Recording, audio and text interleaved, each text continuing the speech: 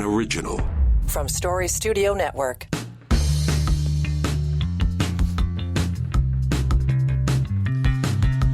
Well, here we go. It is the 23rd day of May as we post this show. Welcome in.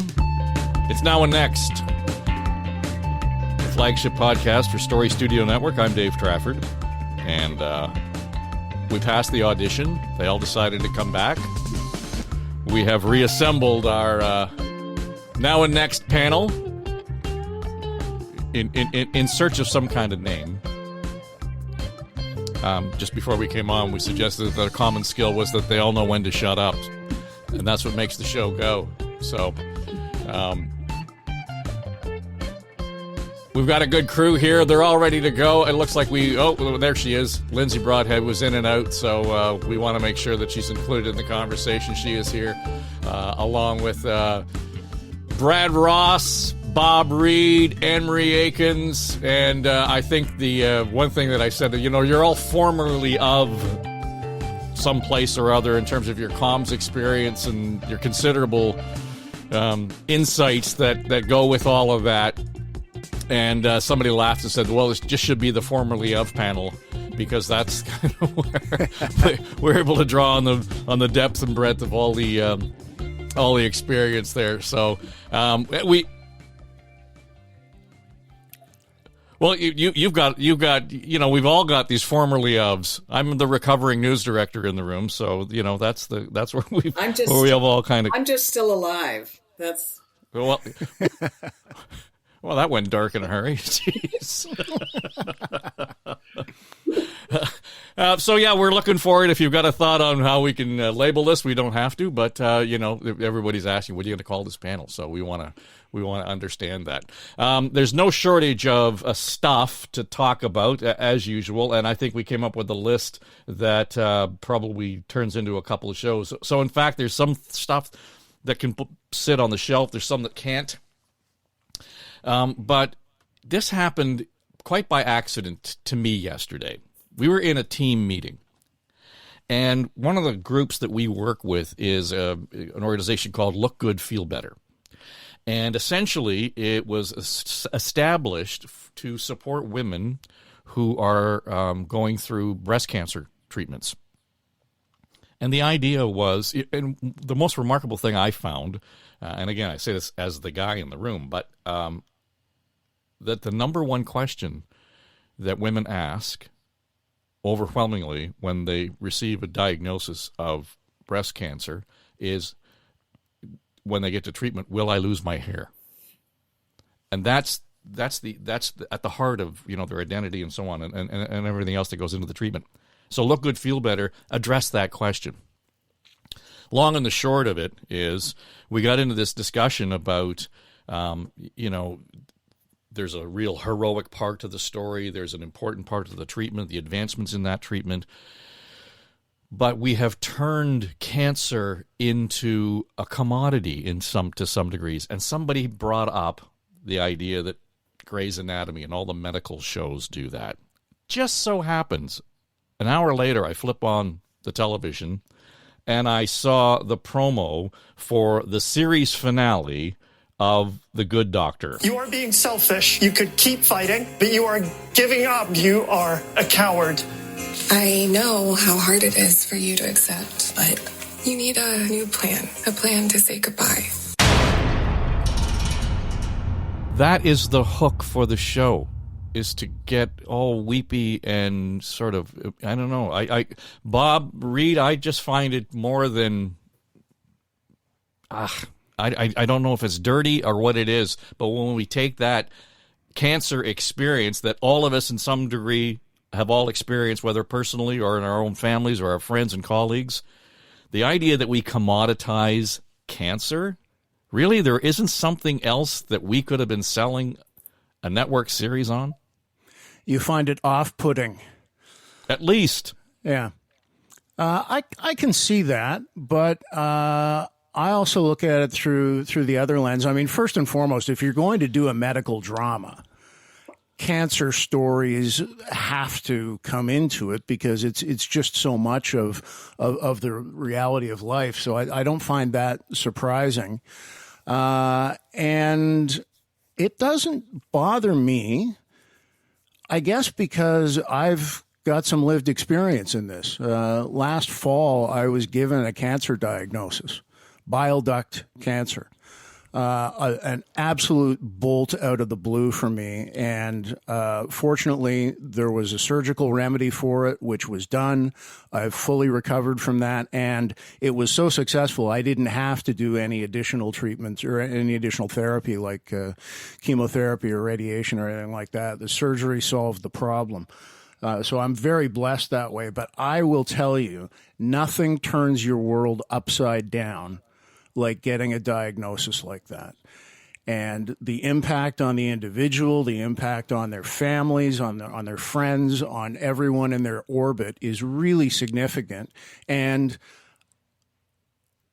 not surprisingly, ripe for dramatic threads to work with there. And it's such, as you said, Dave, so many of us are touched, whether it's directly or indirectly, by cancer, that it is such a fact of life and a common human experience that I think it's very pertinent to be used in that way. I don't consider it commoditization, but there are stories there to tell and that should be told. Yeah, just on your note and your diagnosis, that's the same disease that my dad had, and he did not have the opportunity that you had for surgery. So and it won. And for me, Lindsay, this turns into a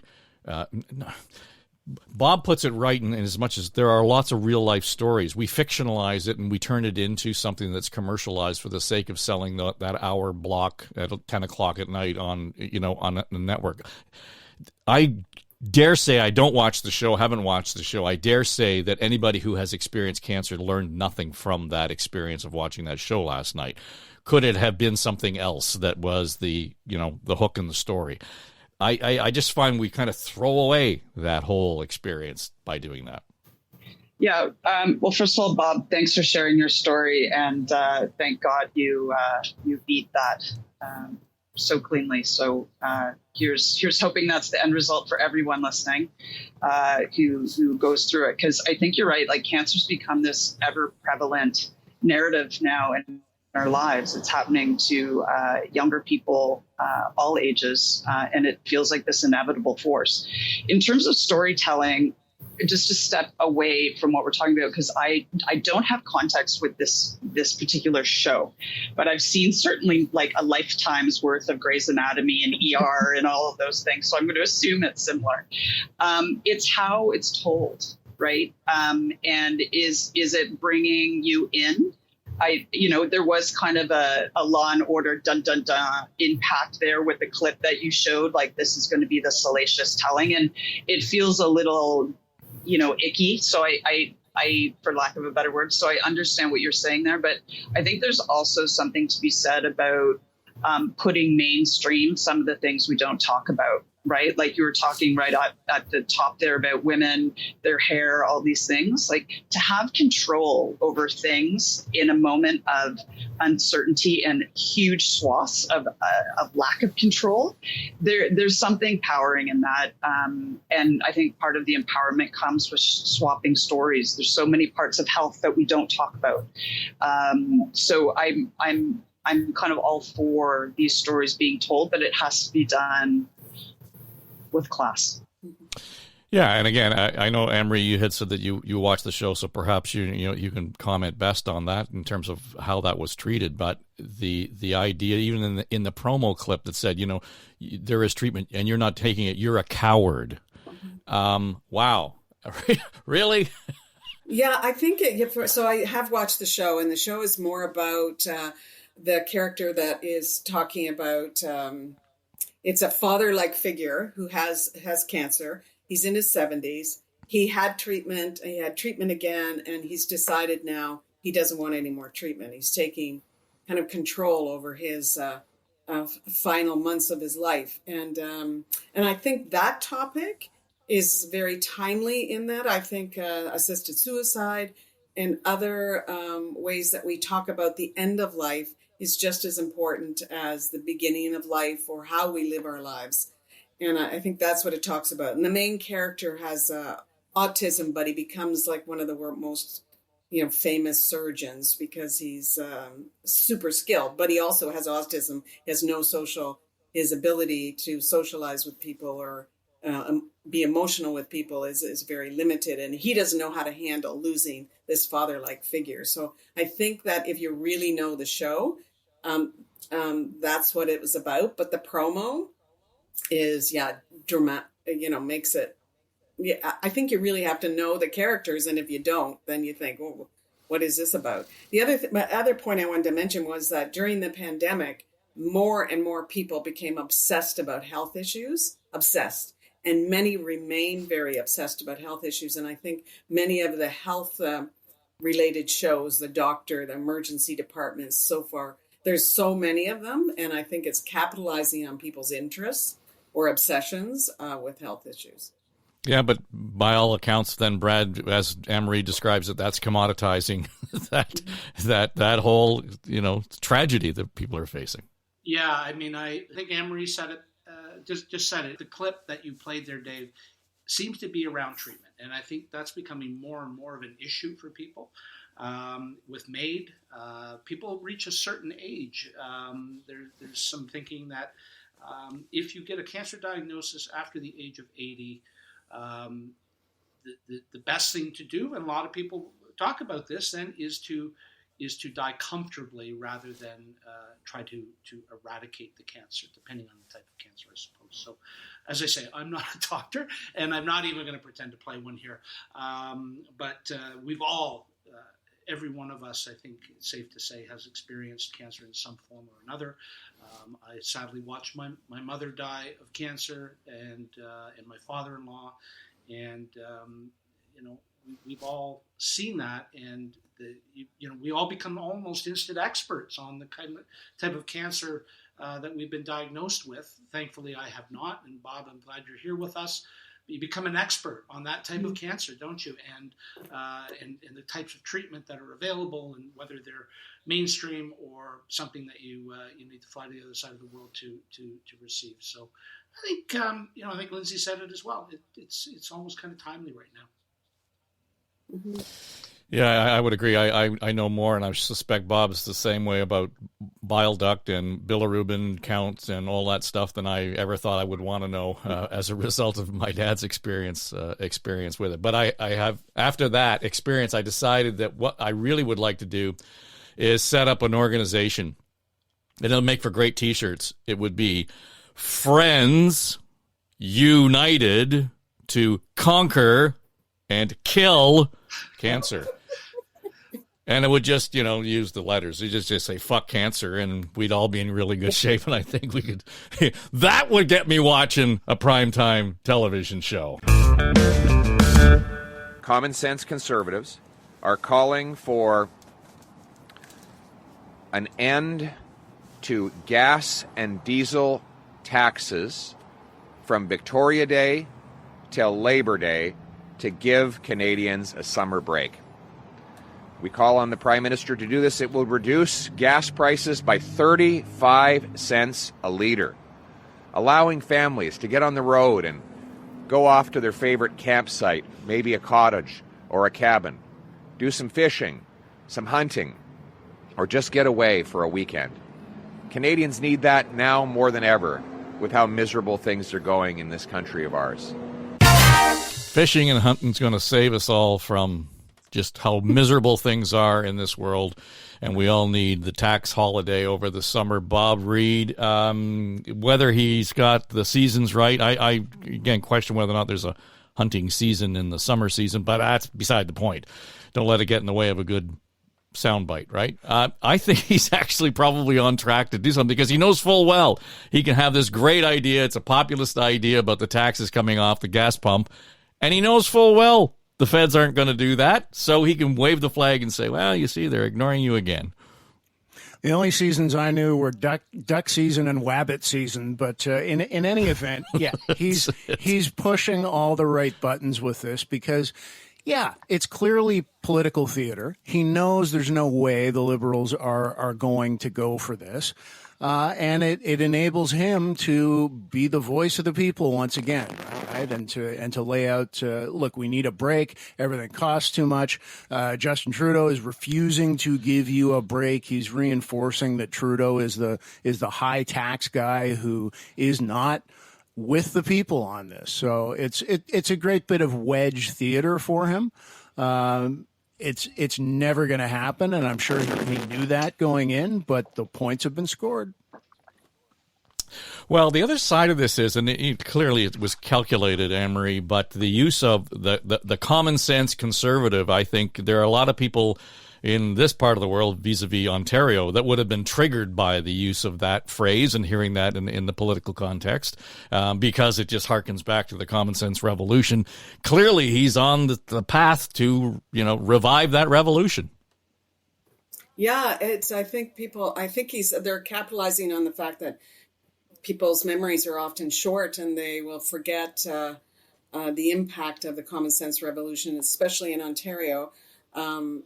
For some of us, we lived through it. So for a long while, they were not using that phrase because they became so tainted by it. But I seem to be back to it. I've added revolution because that's what they used in the old days.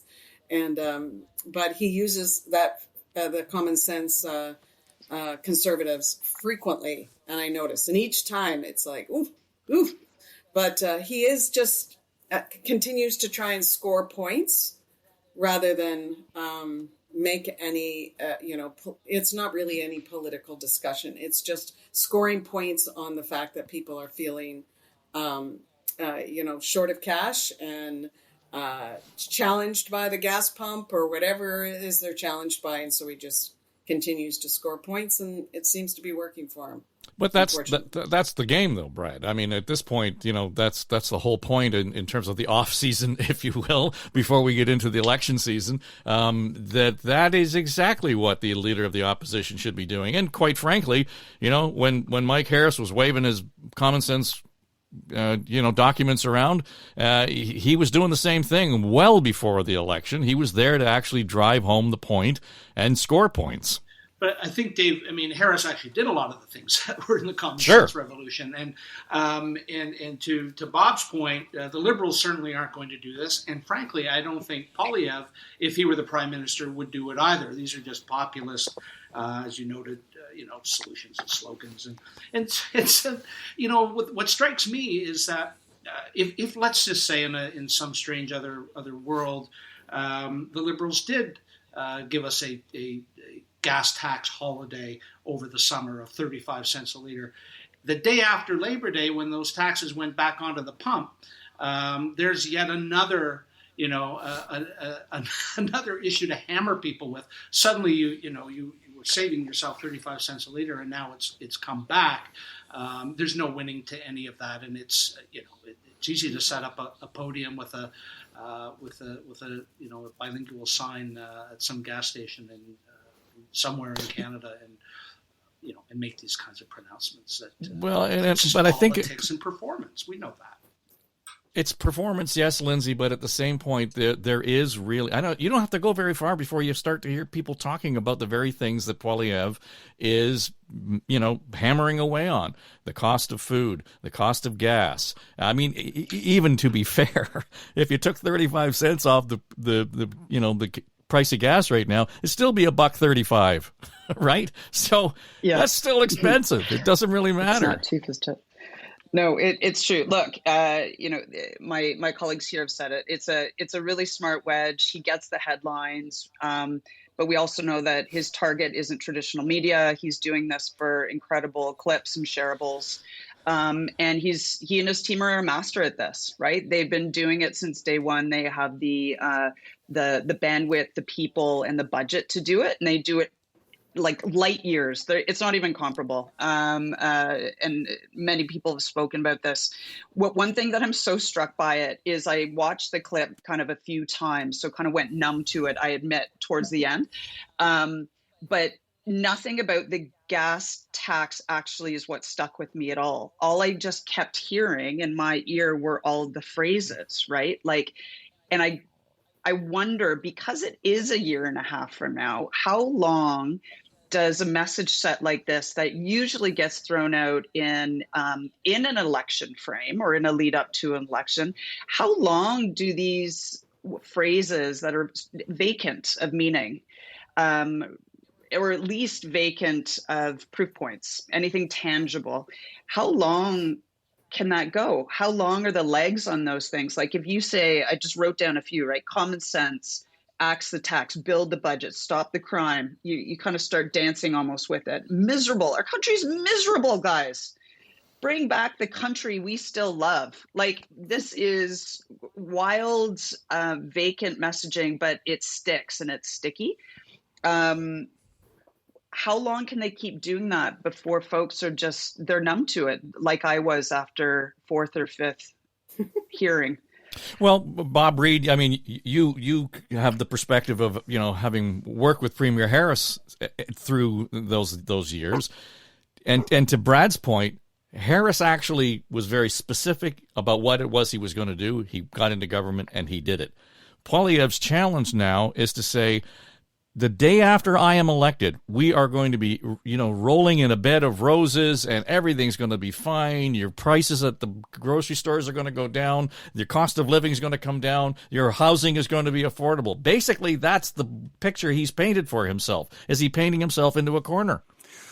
Well, there are things you run on and then things you do. And those who have been the most successful are the ones who follow through, as you said. Like Mike Harris did what he said he was going to do. How many times did you hear that from other people and from him?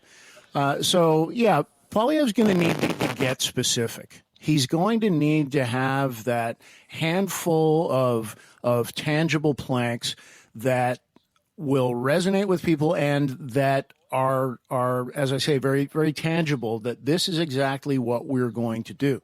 When does he do that? Well, I think maybe, Anne-Marie, that's why he keeps saying it's the eve of an election. We're not into it yet.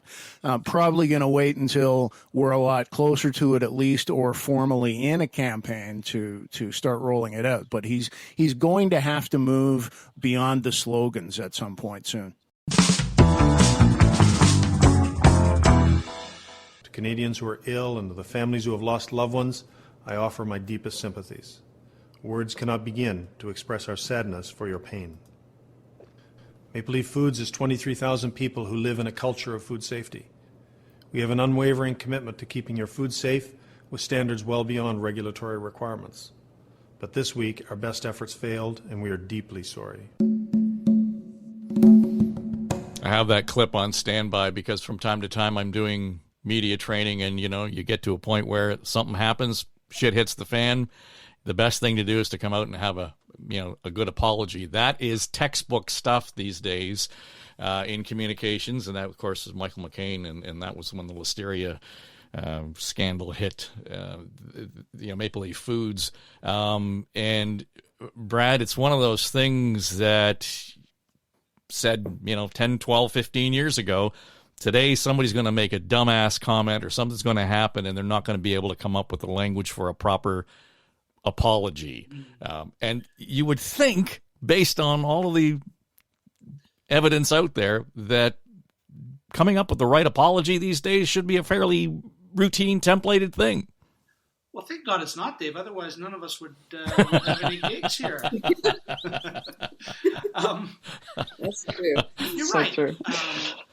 And you know what I think it comes down to is I think there's two things. There are people who have heartfelt apologies they wish to give, but they not getting the advice that they need with respect to recognizing that they need to stop talking. Right, so we talked about this earlier about about learning to shut up. The old "I apologize if you were offended." I apologize to those who were offended by this or by that. I mean, that's That's not how you do an apology 101. I mean, that's pretty basic stuff, but yet people still do it. And I think it's really becomes a bit of a defense mechanism for somebody who wants to trying to save a little bit of face rather than the unequivocal, I apologize, full stop, shut up, walk away. And we've seen, John Cooper of the Tampa Bay Lightning, the head coach of the Tampa Bay Lightning hockey team, out of the playoffs. There was a very controversial call around the goalie, and he made a dumbass remark about how goalies need to be protected. Maybe we need to put them in skirts, right? And 2 days later, at their traditional locker cleanout presser, when they were all going golfing, apologized. But he qualified it. He said, "To those I offended." So he was almost there. And so I think, making an apology requires it to be heartfelt. It needs to be sincere, obviously, authentic, whatever adjective you choose. But do not qualify the damn thing, please. Well, and you wrote recently about the situation that happened at RBC. I mean, when the CFO got the gate for her inappropriate behavior in the workplace, they were pretty quick at getting that message out. So there was no apology there, but that was getting out in front of an issue, right? Very, very quickly. That day, in fact. Now, obviously, there's a bunch of lead up. You don't suddenly terminate the employment. I want to be clear here. We don't terminate people. We terminate their employment, right? They fired the CFO, on the Friday. Presumably there was a big internal message that went out and then a news release at the end of the day. And they were very quick about it, and they were very clear and very, they explained why. There was an internal investigation related to an inappropriate relationship between the CFO and a direct report with respect to job promotion and pay and the like, and clear violation of the bank's code of conduct, and they parted ways very, very quickly that day. Now, there was obviously some lead up to all of this with the investigation and whatnot, but the bank got out in front of it very quickly, and it was really textbook in terms of dealing with a personnel matter, if you will, which typically results in, we wish them well in their future endeavors or those kinds of things, or they're leaving of their own accord when in fact they haven't. And I think at that level, at a CFO level, a woman who was seen as potentially the next or a CEO of this bank, they could not say anything. Yeah, and there were a lot of worms in that can beyond what went on internally, Lindsay. I mean, in terms of the relationship that she had with another employee, that the preferential treatment was one thing, but it was also within a week of they called it the migration of RBC and HSBC, which would have been entirely on her desk as the CFO. You talk about that huge thing. But I think what struck me in their comment was to make sure that whatever happened in the office didn't affect anything that was going on with the actual operations of the bank, because that would have been the first thing that people would have thought of. Okay, does this have something to do with this merger or this acquisition, which would have been phenomenal? They laid that to rest right away. Yeah, no, there's a lot going in and going on with that apology. I mean, taking a step back, the Michael McCain example that you gave opened the door to the Apology Act in Canada, right? So there's no legal implication to saying you're sorry here, which is so important. It means that you can do it in that authentic way that Brad was just talking about without recourse. Of course, it goes wrong if you lose that tone and it's not substantiated with meat. So RBC here recognized that they had principles, that they had a culture maintained. Toronto went through, a leader that went against the principles declared of the city. And it's no judgment to that individual's behavior. It's what are the principles that we as an entity are maintaining, and that's what RBC owned. They went out there first. They were fulsome, right? So they owned the story again. Like one of our 101 principles as comms people is that don't let others define you, define it yourself. So all this stuff is happening here. And that's why Brad so rightly in his awesome piece said that this was a home run, right?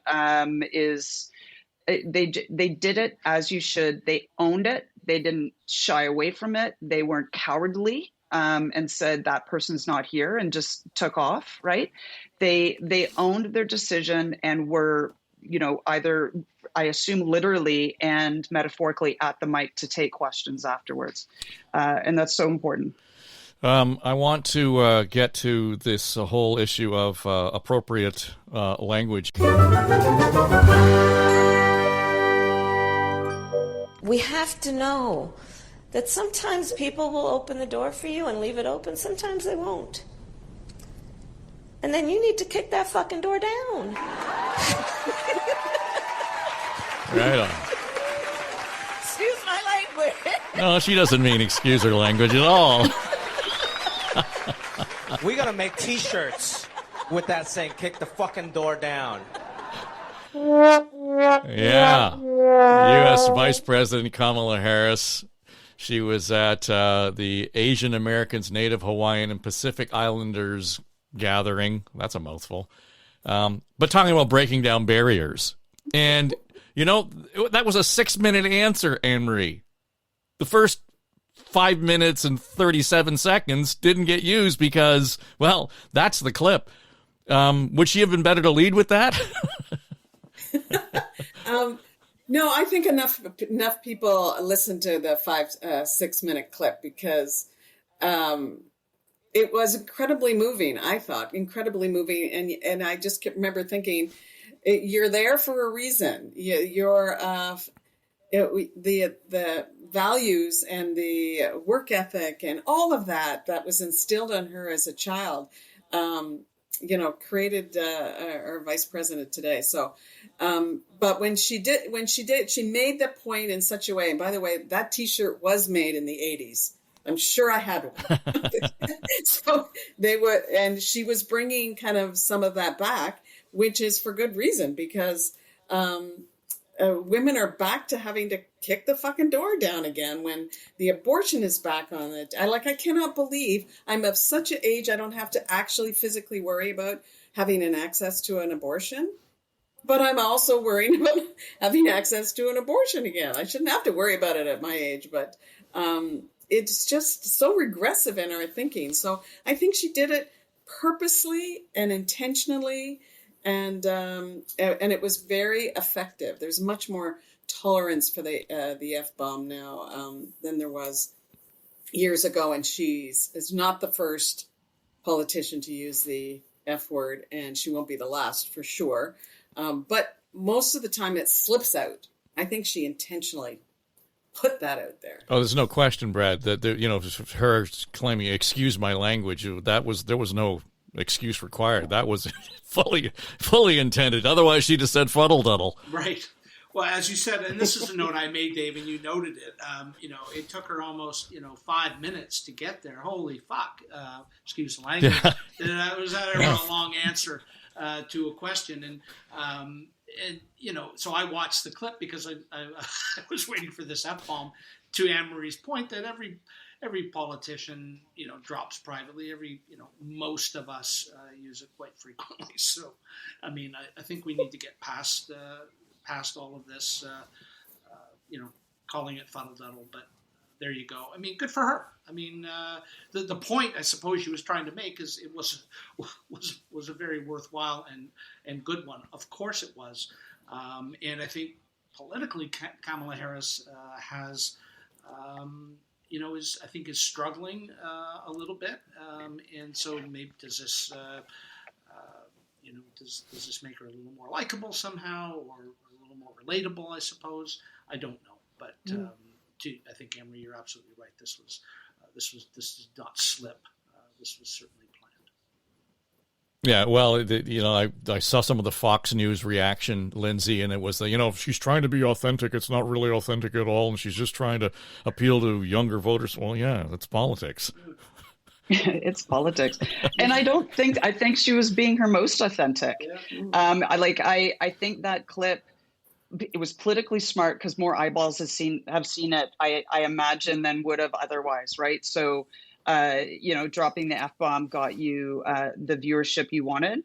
But the word exists because it's powerful when it's used right. Brad Ross, can I tell a story about you? Yes, you may. I don't know. So the first, he's got the mute button ready I think there. you'll be okay. I haven't vetted this with you, but it's pretty funny. The first interview I did at the City of Toronto, it was about bloody garbage bins, right? Like, of all the things. And the journalist set me up right in front of a garbage bin, and he was telling me about this guy, Brad Ross, who did the job before me. And how awesome and kick-ass he was. And apparently Brad Ross always wore a suit. Is this giving you a lead here?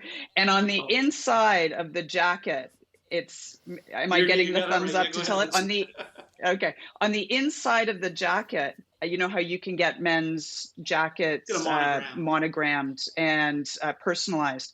It says, Brad motherfucking Ross. And I was like, this guy I love. I don't know him yet, but I love him because sometimes you need the words to boost you up. And if you're going to get it monogrammed on your suit jacket, I think that's okay. And if Kamala Harris is going to drop it to encourage women or Asians to step up at the boardroom table, awesome. Agree. Kamala motherfucker Harris. Is that what we're... All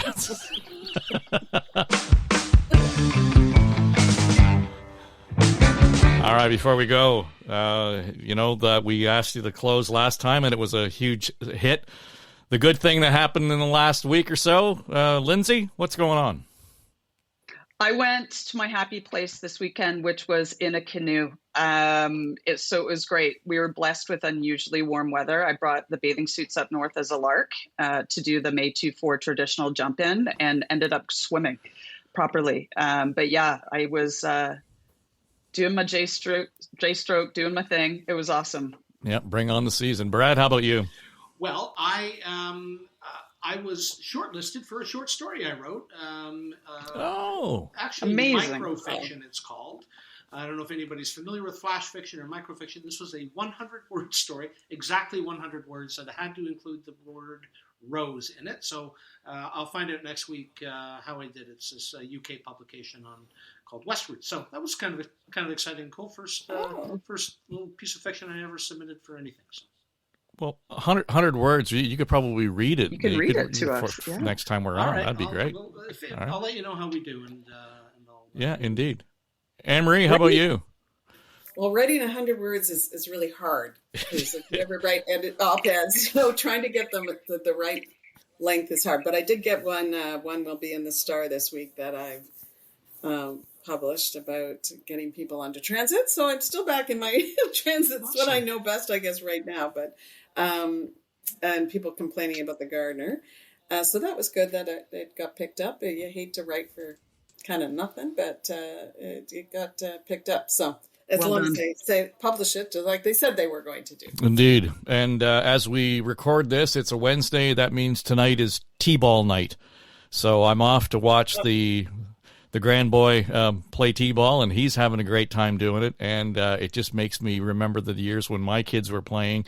I don't know if you guys have ever had the experience, but the amount of activity in the outfield is everything you need to watch, because the grass is getting picked, the bugs are getting chased, they're arguing over who is going to have what end of the bat, whatever it might be. But that's where the entertainment is. So for those of you who are going to the T-ball field for the first time, pro tip, watch the players in the field.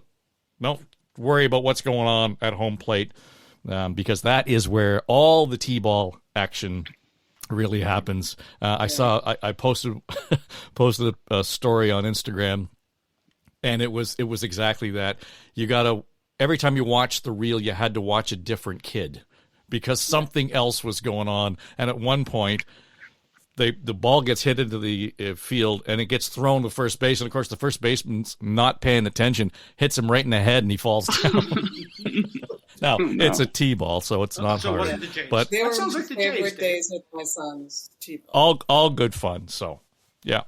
All right, that'll do it for us. That's Now and Next. Thanks to Brad Ross, Lindsay Broadhead, Anne-Marie Aikins is here, and we lost Bob Reid somewhere. He's off on the internet. He's gone fishing. So we're hoping that he'll be back with us. We're going to do this a couple of weeks from now, right here on Now and Next, the podcast, flagship podcast for Story Studio Network. Pay no attention to that man behind the curtain.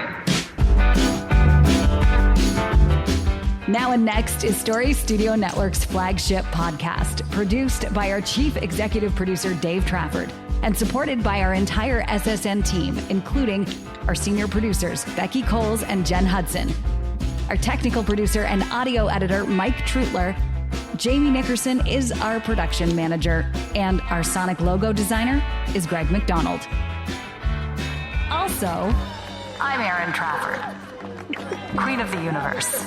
And that's all I have to say about that. Okay, everybody, that's a wrap. This is SSN. Story Studio Network.